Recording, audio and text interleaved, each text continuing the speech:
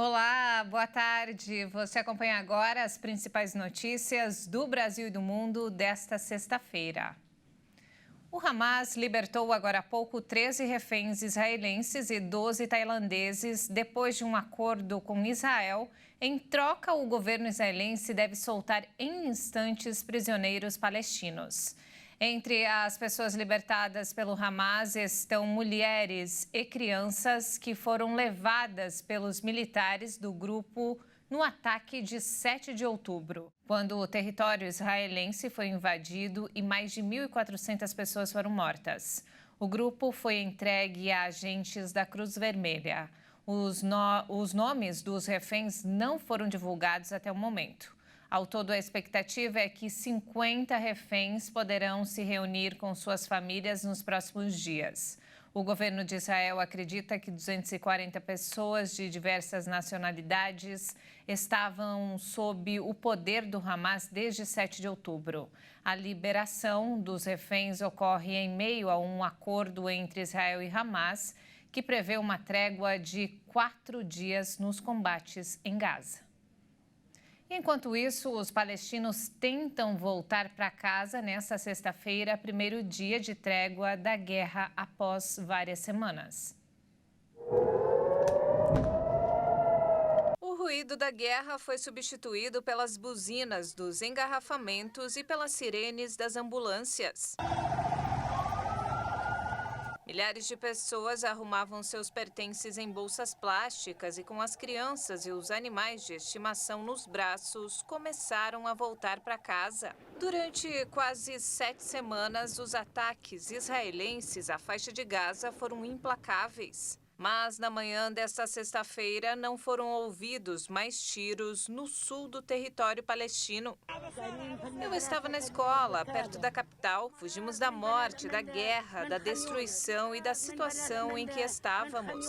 Não entendo como podem fazer isso com a gente. Aviões de guerra sobrevoavam a região, trazendo de volta a realidade. Do céu, panfletos caíram com um aviso. A guerra ainda não acabou. Regressar ao norte é proibido e muito perigoso. Na terra, algumas pessoas foram alvos de disparos por desobedecer. 2 morreram e 11 ficaram feridas. As Forças Armadas de Israel alertaram que os palestinos não devem voltar para o norte de Gaza, mesmo com a trégua de 4 dias.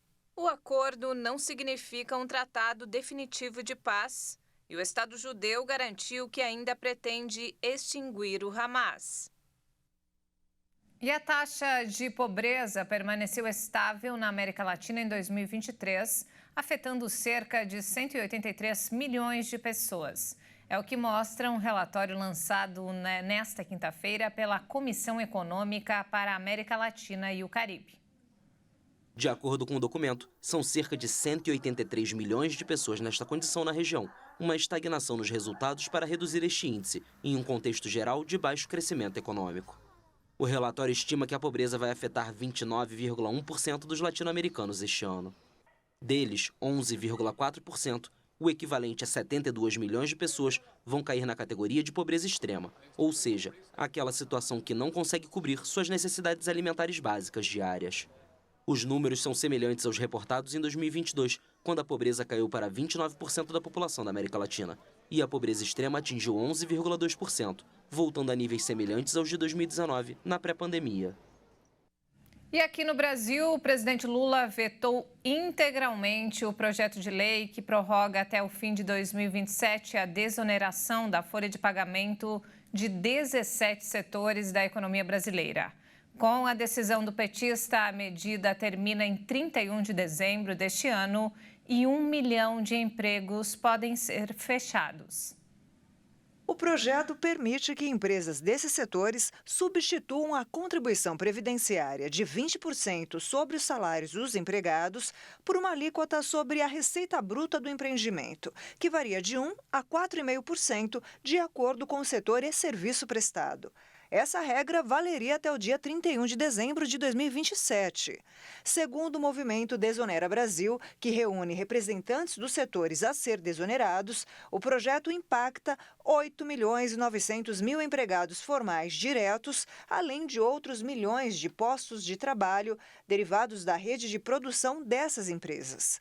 Havia uma expectativa na economia de que o Lula sancionasse o texto. Para empresários, a desoneração da folha é vista como benéfico para o mercado de trabalho e para o crescimento do país. A medida permite, na prática, que as companhias paguem um valor menor do imposto e, a partir do alívio nas contas, consigam contratar mais funcionários e manter os empregos. Entre as 17 categorias de que trata o projeto estão a indústria de calçados, confecções e máquinas, serviços de comunicação, transportes rodoviário de cargas e construção. O relator da proposta, senador Ângelo Coronel, adiantou que vai buscar a derrubada do veto. O ministro da Fazenda, Fernando Haddad, disse agora há pouco em pronunciamento à imprensa que pretende apresentar um conjunto de medidas para equacionar a situação dos setores beneficiados com a desoneração da folha de pagamento.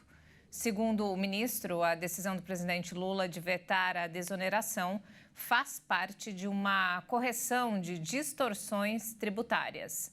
Deputados e senadores já se movimentam no intuito de derrubar o veto do presidente. E acontece hoje a Black Friday, a sexta-feira de descontos no comércio. A expectativa é que o tempo quente influencie nas escolhas dos consumidores. Afinal, a procura por ventiladores e outros produtos para amenizar o calor tem aumentado nessa edição. Neste ano, as altas temperaturas dos últimos dias podem influenciar nas buscas pelas promoções no comércio varejista.